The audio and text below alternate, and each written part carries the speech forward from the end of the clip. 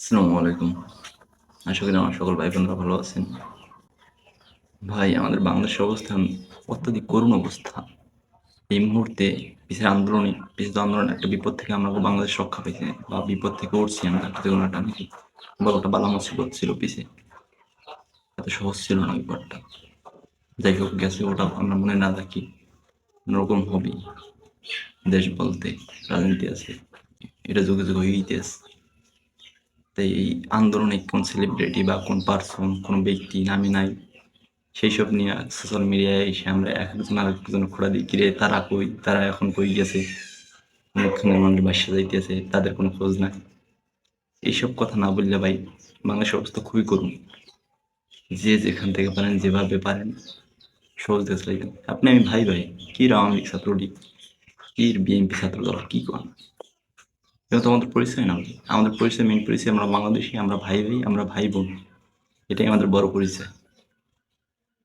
কে আওয়ামী লীগ করলো, কে ছাত্রলীগ করলো, কে ছাত্রদল করলো, কে বিএনপি করলো, এইসব তা না দেখা এইসব বিষয়ে আমরা কারাকারি না করে আমাদের দেশের সম্পদ আমাদের ভাই বোনদের রক্ষা করব। যার কারণ ভাই যার যতটুকু স্বার্থ আছে স্বার্থ অনুযায়ী উপকার করেন। বাংলাদেশের অবস্থা মোটেও ভালো না, খুবই করুণ অবস্থা। এই অবস্থায় আমরা যদি এরমের এক একজন ঠালাঠালি করি না, তাহলে আমাদের দেশের সম্পদ নষ্ট হইবে, আমার দেশের ভাই বোনদের ক্ষতি হইবে। প্লিজ দয়া করে যে যার জায়গা থেকে পারেন সহজে চালিয়ে যান। দয়া করে প্লিজ যে যেভাবে পারেন, যে ভাগতে পারেন সহজে চালিয়ে যান। আমাদের এখন আপনার দরকার, সবাই দরকার, আমাদের সবাই দরকার তাদের পাশে দাঁড়ান।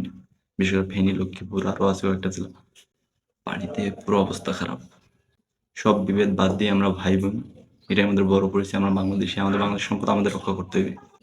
সবাই সবার জায়গা থেকে সহযোগিতা করি, আমার ভাই বোনদের উপকার করি, তাদেরকে বাঁচাই। বিভেদ বাদ দেন ভাই, আপনি আমি ভাই ভাই, ভাই বোন আমরা সবাই, এটাই আমাদের বড় পরিচয়।